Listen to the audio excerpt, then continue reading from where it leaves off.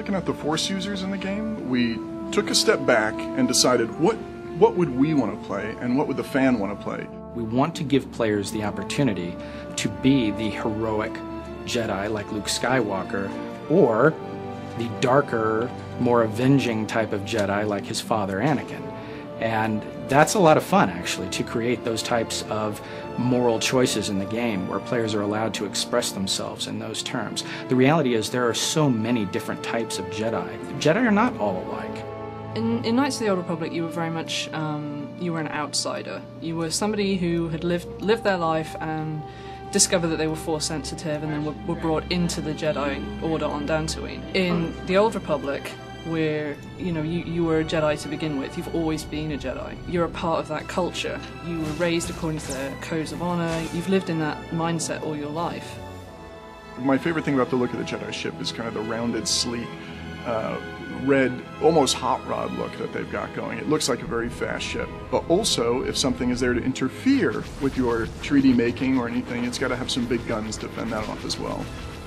We felt it was really important that every Jedi in the game has a lightsaber and wields it. You actually see the blades making contact, you see the sparks flying, you get that Star Wars feel of the lightsabers clashing. When two lightsabers collide, or look like they collide, that's all based on the animation. The two animations sync up and we actually spawn an effect off of the lightsaber on that specific frame in the animation to where it looks as if the two sabers are clashing together. We'll call a little kind of a flash effect and flare out the lightsabers a little bit, make it look like they've contacted each other. Their lightsabers are more rounded and oddly enough more low-tech, kind of more the 70s Star Warsy look, which we had a lot of fun incorporating into the look throughout. When we're doing the Consular and Knight, or any class, we look at their colors. When we looked at the Jedi, these are the good guys, so we went with the earth tones. We took these robed monk ideas and then we added to them throughout their play. So these guys look anywhere from, armored, robed monk guys all the way up into people that might look like they're from in the Senate. The strategy behind creating two Jedi classes is we knew Jedi were going to be very popular, and we wanted to make sure there were a lot of options for all the people who would sort of gravitate towards the Jedi. So we took sort of the two most iconic things, the lightsaber and the Force powers, and built a class sort of around each of those ideas, and that became the Knight and the Consular.